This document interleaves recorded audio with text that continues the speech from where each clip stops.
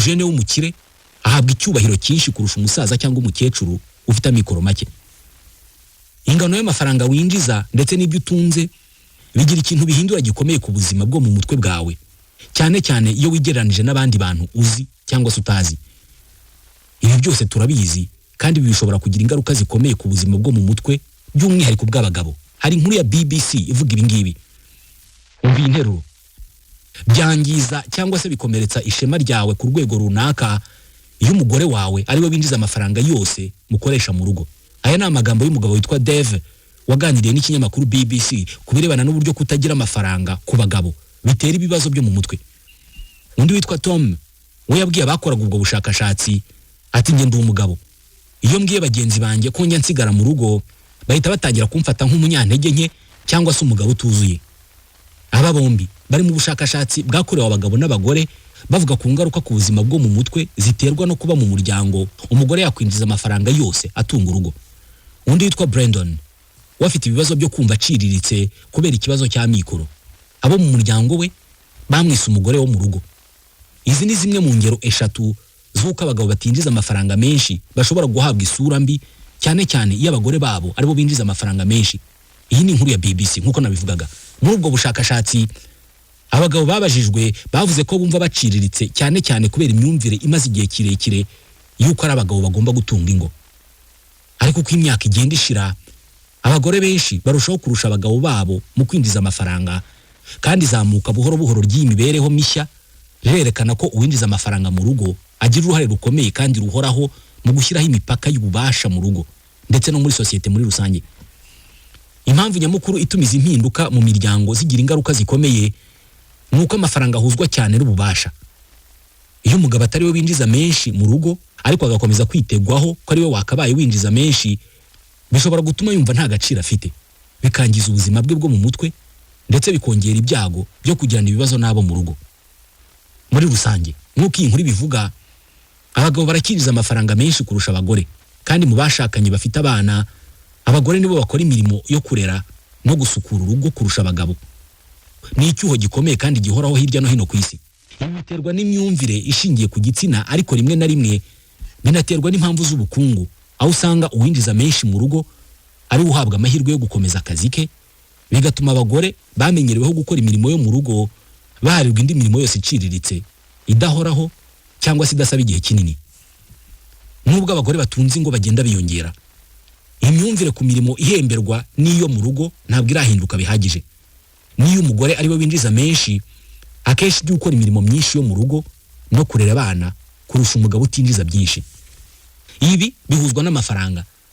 Ubusanzwe muri sosiyete nyinshi cyangwa se mu miryango migari myinshi, umugabo afatwa nk'umutware cyangwa se umuyobozi w'urugo. Gusa iyo adafite amafaranga, ibi byiswe ihame kamere by'uko ari umutware w'urugo bihita bigabanukaho ikintu.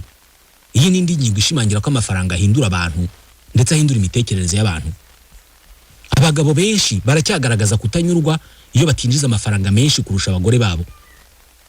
Ubushakashatsi bugenda bwiyongera bugaragaza ko iyo umugabo atinjiza menshi kurusha umugore ngo bishobora kugira ingaruka ku cyizere yigirira no ku munezero we. Gusa iyi ni imyumvire nanone igenda ihinduka bitewe n'aho isigana. Ijambo affluenza rikomoka ku magambo abiri y'Icyongereza. Affluence bivuga ubukire na influenza rivuga gripe cyangwa se ibicurane. Affluenza ni ijambo risobanurwa nk'indwara ibabaza yandura kandi ituruka ku mibanire y'abantu, igaragarira ku kurambirwa, ku madeni n'ihungabana ndetse no gusesagura bitewe n'inyota idashira yo gushaka byinshi kurushaho. Akenshi rikoreshwa mu buryo bwo guseka imyumvire ya consumerisme, kwirundaho ibintu cyangwa gushaka gutunga no kugura byinshi. Abenshi barikoresha mu buryo bwo gutebya batabishyizemo uburemere. Nubwo rikoreshwa cyane mu buryo bwo gutebya, iri jambo rishobora kuba rifite ukuri kurenze uko benshi babyibwira. Affluenza ryaba ijambo abantu bakoresha bakomeje cyangwa se batebya, amafaranga ahindura ibintu byose, kandi abantu bari mu cyiciro cyo hejuru cy'ubukungu bakunze kubona cyangwa se kwiyumva mu buryo butandukanye n'abandi. Ubukire n'inyota yabwo bwagiye buvugwaho gukurura imyitwarire itari myiza cyangwa idahesha agaciro umuntu, kandi bisi bya bindi byo mu mafilme nka documentaire yitwa The Wolf of Wall Street. Ahubwo niko bimeze mu buzima busanzwe. Hari abahanga mu by'imitekerereze biga ku ngaruka z'ubukire n'ubusumbane ku myitwarire y'abantu. Bagaragaje ko amafaranga ashobora kugira uruhare rukomeye mu bitekerezo no mu bikorwa byacu, kandi rimwe na rimwe tutanabizi cyangwa se tutabyitayeho, nubwo inzego zacu mu bukungu zaba zitandukanye. Nubwo ubukire bushobora kuba igitekerezo kiremereye cyangwa gihinduka bitewe n'uko umuntu abyumva, ubushakashatsi bwinshi bw'iki gihe bupima ubukire hakoreshejwe ibipimo bijyanye n'umushahara, imirimo umuntu akora, cyangwa ibindi biranga urwego rw'ubukungu, nko kuba yarize cyangwa afite imitungo iva ku babyeyi. Hari ibintu bike bivugwa ku bijyanye n'imitekerereze y'abantu n'uko amafaranga n'ubukire bigira ingaruka ku bantu. Ibyo bintu cyangwa se izo ngingo nuko byemezwa ko uko umuntu agira amafaranga menshi ariko igipimo cy'impuhwe n'ubugwaneza yagiraga bigabanuka. Ubushakashatsi bwinshi bwerekanye ko ubukire budakorana n'impuhwe cyangwa se imbabazi. Bumwe muri ubwo bushakashatsi bwasohotse mu kinyamakuru Psychological Science bwagaragaje ko abantu bafite ubushobozi buke mu bukungu bashobora gusoma no kumva amarangamutima y'abandi binyuze mu maso yabo kurusha bari ku rwego rwo hejuru mu mibereho. Michael Krauss ni umwe mu banditse ubwo bushakashatsi, yabwiye Time ko hari imiterere rusange y'uko abantu bo mu rwego rwo hasi bagira impuhwe cyane kurushaho mu rwego rwo hejuru mu mikoro. Yakomeje avuga ko uko ubuzima bwo hasi buteye butuma umuntu ahora yiteguye guhura n'ibibazo cyangwa se ibyago bitunguranye.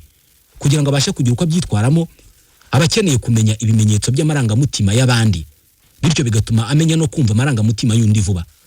Ikindi nuko abamikoro make, kubera ko bahora mu bibazo, bahora batekereza ko bazakenera ubufasha uko byagenda kose, bityo nabo bumva ko bagomba gufasha abandi kugira ngo nabo bazafashwe. Ikintu cya kabiri kigaragaza uguhinduka kw'abantu bitewe n'uko babonye amafaranga, nuko ubukire bushobora kujyana n'ubuzererezi no kwishora mu biyobyabwenge. Nubwo amafaranga ubwayo atari yateza ubuzererezi cyangwa se ikoreshwa ry'ibiyobyabwenge, hari ubushakashatsi bugaragaza ko abantu bafite ubukire bashobora kugira ibyago byinshi byo kugwa muri ibyo bibazo.